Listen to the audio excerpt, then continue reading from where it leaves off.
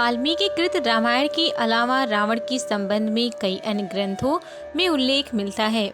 दक्षिण भारत की रामायणों में रावण के चरित्र के हर पहलू को बताया गया है। रावण के बारे में वाल्मीकि रामायण के अलावा पद्म पुराण, श्रीमद् भागवत पुराण, कुर्म पुराण, महाभारत, आनंद रामायण, दशावतारचरित आदि हिंदू ग्रंथों के अलावा जैन ग्रंथों में भी उल्लेख मिलता है। आइए जानते हैं कि रावण के माता पिता कौन थे।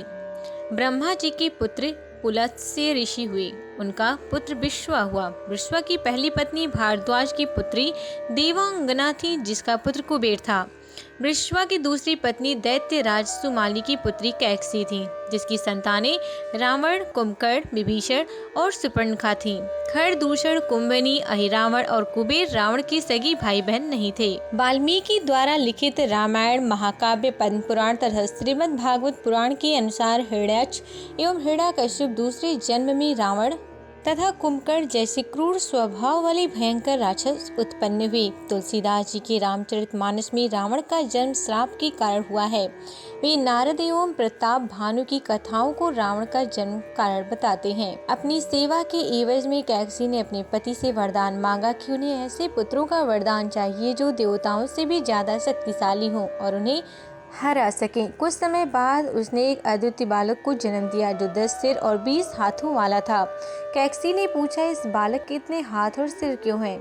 तब ऋषि ने कहा कि तुमने अद्वितीय बालक मांगा था, इसीलिए ये अद्वितीय है और इस जैसा कोई और नहीं। 11वें दिन उस बालक का नामकरण संस्कार हुआ और उसका नाम रावण रखा गया। रावण का बचपन हर तरह की शिक्षा और विद्याएं सीखने में बीता। बाल्यकाल में ही रावण चारों वेदों का ज्ञाता बन गया था। इसके अलावा उसने आयुर्वेद, ज्योतिष और तंत्र विद्या में भी महारत हासिल कर ली थी। युवा होते ही वह कठोर तपस्या करने के लिए जंगलों में चला गया। वह जानता था कि ब्रह्मा जी उसके परदादा हैं, इसलिए उसने पहले उनकी घोर तपस्या की और कई वर्षों की तपस्या से प्रसन्न होने के बाद ब्रह्मा जी ने उसे वरदान मांगने को कहा। तब रावण ने अजर अमर होने का वरदान मांगा। ब्रह्मा जी ने कहा, मैं यह नहीं दे सकता, लेकिन तुम्हें कई तरह की शक्तियां प्रदान कर सकता हूँ। तुम ज्ञानी हो, इसीलिए समझने का प्रयास करो। रावण ने स्वीकार कर लिया और वह कई तरह की शक्तियां लेकर चला गया।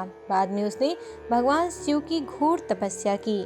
Subscribe to our YouTube channel and press the bell icon to get the latest updates.